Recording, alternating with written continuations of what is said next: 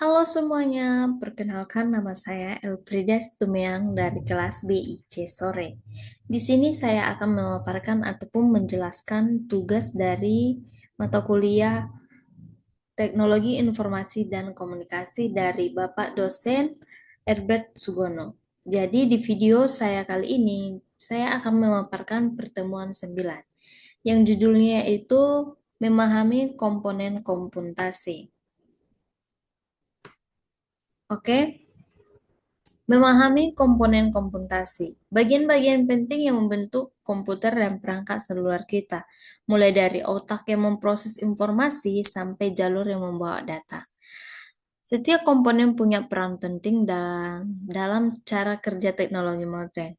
Dengan kata lain, kita akan belajar tentang apa saja sih komponen-komponen utama yang ada dalam komputer dan ponsel, dan bagaimana cara kerja masing-masing komponen tersebut sehingga teknologi modern bisa berfungsi seperti sekarang ini. Oke, kita membahas mulai dari slide berikutnya,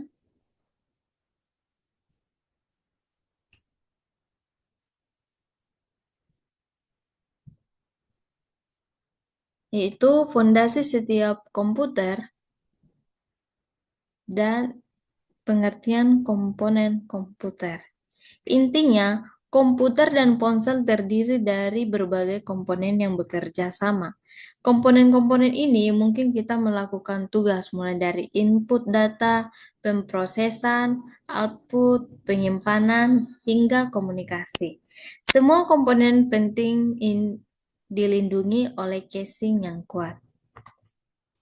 Seperti yang sudah kita lihat di gambar slide ini merupakan sebuah casing yang melindungi vital dari dalam komputer. Oke, kita lanjut slide berikutnya. Itu motherboard, pusat komunikasi komputer. Motherboard itu seperti papan penghubung di dalam komputer. Semua komponen penting atau CPU, RAM, dan lain-lain dipasang di motherboard. Motherboard memastikan semua komponen bisa berkomunikasi dan bekerja sama. Oke, kita lanjut. Prosesor, CPU, otak komputasi.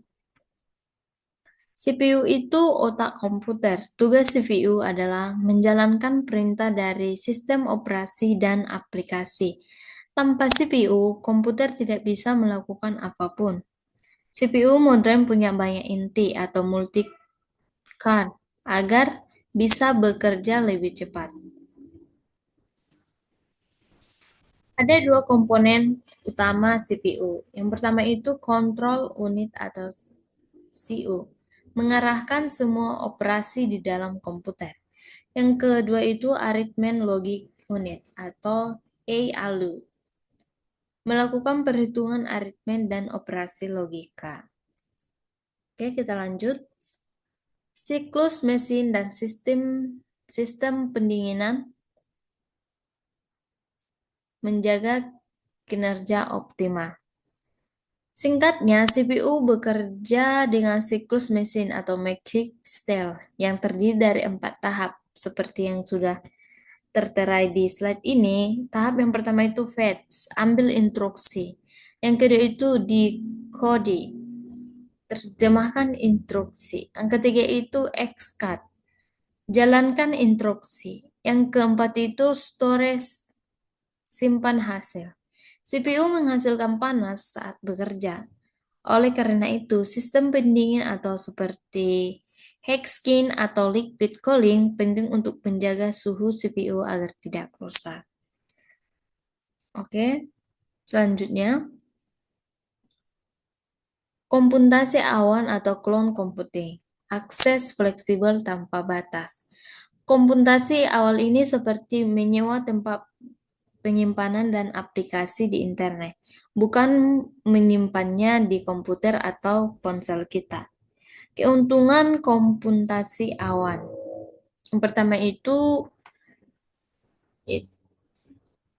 Yang pertama itu ada di sini, akses universal. Bisa mengakses data dan aplikasi dari mana saja, kapan saja, asalkan ada internet. Jadi yang diperlukan dari akses universal ini, kita harus terhubung dengan namanya internet. Oke, di bagian kedua itu hemat biaya. Lebih hemat karena tidak perlu membeli perangkat kertas dan lisensi yang mahal. Oke, yang ketiga yaitu ruang fisik minim. Tidak perlu ruang fisik untuk menyimpan server dan infrastruktur. Yang keempat itu skalabilitas. Kapasitas bisa ditambah atau dikurangi sesuai kebutuhan. Jadi, komputasi awan ini sangatlah penting dan dari yang namanya sebuah komputer. Oke, kita lanjut. Representasi data bahasa biner komputer. Komputer tidak bisa mengerti bahasa manusia. Komputer hanya mengerti bahasa biner, yaitu bahasa yang hanya terdiri dari angka 0 dan 1. Semua data, teks, angka, foto, video di komputer disimpan dalam bentuk kombinasi 0 dan 1. Bit, satuan data terkecil atau 0 dan 1. Bewit, satuan penyimpanan yang terdiri dari 8 bit. Oke, selanjutnya memori gudang informasi sementara. Memori itu seperti gudang, tempat komputer menyimpan data dan instruksi sementara saat sedang bekerja. Semakin besar kapasitas memori, semakin cepat komputer bekerja. Jenis-jenis memori. Yang pertama itu kita lihat di layar ini ya teman-teman. Yang pertama itu RAM. Penyimpanan sementara yang cepat untuk data yang sedang diproses. Yang kedua itu cache. Memori super cepat yang menyimpan instruksi dan data yang sering digunakan CPU. Yang ketiga itu ROM. Berisi instruksi permanen seperti proses booting komputer. Yang ketiga itu flash memory. Penyimpanan not file yang umum pada smartphone, kamera digital, dan USB drive. Yang ke yang kelima itu CMOS, menyimpan pengaturan sistem dasar BIOS meskipun komputer dimatikan. Oke, selanjutnya konektivitas daya menghidupkan sistem. Bagaimana semua komponen komputer terhubung dan mendapatkan daya yang cukup untuk bekerja? Jadi ada beberapa yang harus dipaparkan. Yang pertama itu adapter card. Menambah fungsi tambahan seperti kartu grafis atau kartu suara untuk audio berkualitas. Yang kedua itu adalah bus, jalur elektronik yang mengirim data antar komponen. Yang ketiga itu power supply, mengubah listrik dari stop kontak menjadi listrik yang stabil untuk menghidupkan semua komponen komputer. Oke, selanjutnya di bagian terakhir ini adalah kesimpulan sinergi dalam komputasi. Oke, dari semua slide yang sudah dipresentasikan membahas tentang komponen-komponen penting dalam komputer dan bagaimana mereka bekerja sama.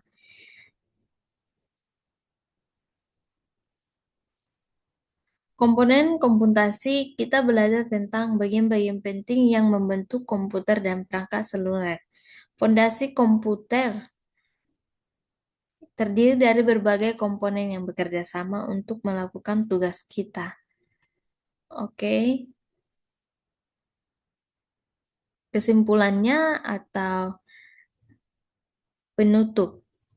Komputer adalah keajaiban teknologi yang bekerja karena sinergi antara setiap komponennya, dari unit pemrosesan hingga sistem pendinginan. Setiap bagian memainkan peran krusial. CPU memproses data, memori menyimpan informasi, komputasi awan memberikan fleksibilitas, dan power supply menjaga sistem tetap menyala. Memahami komponen-komponen ini adalah langkah pertama untuk menghargai kompleksitas dan kekuatan di balik dunia ya teman-teman. Dengan memahami bagaimana setiap bagian bekerja sama, kita bisa lebih menghargai teknologi yang kita gunakan sehari-hari dan membuka pintu untuk inovasi di masa depan. Oke,